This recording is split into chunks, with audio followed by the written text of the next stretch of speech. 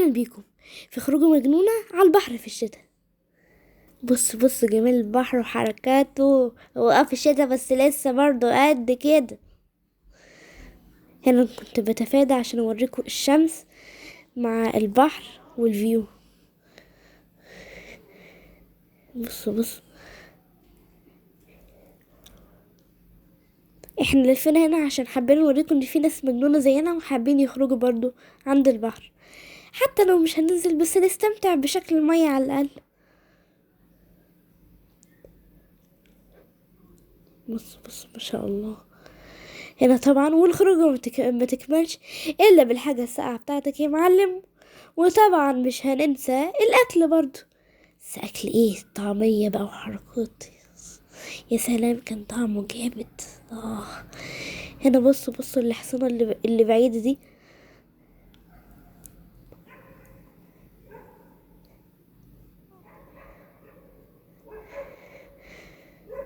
بصوا الحصان ده. بصوا شكله حلو ازاي ما شاء الله.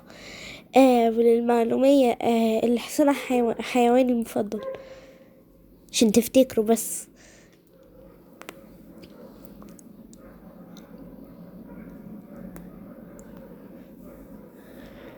تقريبا الحصان هنا كانوا بيتسابوا.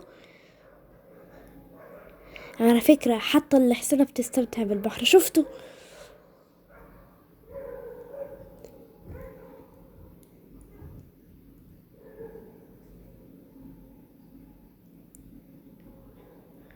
والحصان المنتصر والسريع هو الابيض برضو اللي احنا شفناه في الاول تقريبا.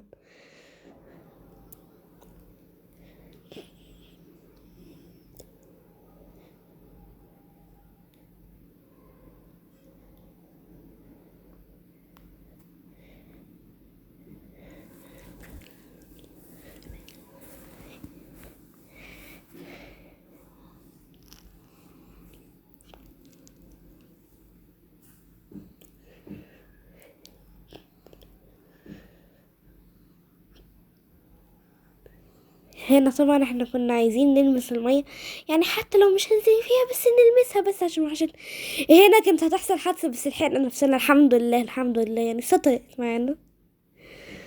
احنا اصلا كنا مخضوضين، كانت هتجيلي سكتة قلبية في اللحظة دي والله. اخرتها موت من حادثة حصان.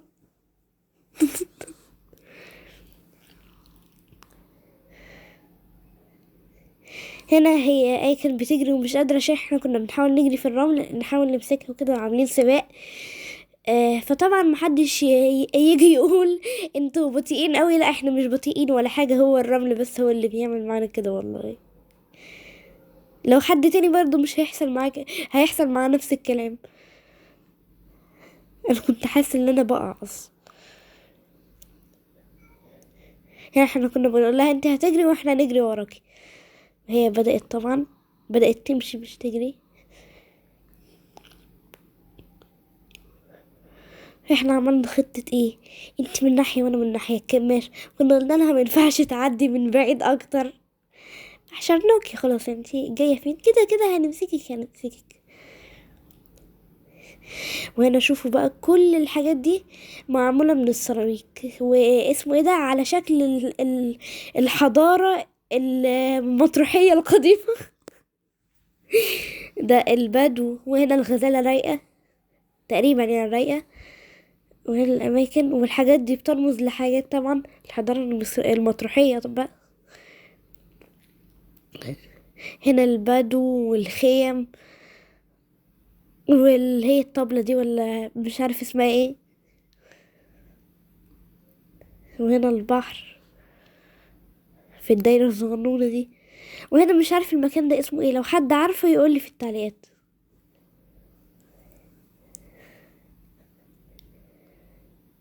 وانا قاعد بتفرج زي العبيط ومفكر ماما مصوراني مع ان ماما ماشية اصلا براها.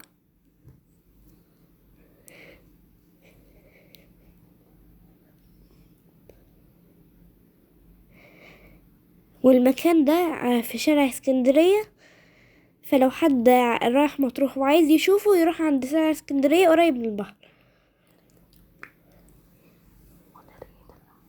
جنب مديرية الأمن. وهنا طبعا في الجمل والنخل بقى والحركات.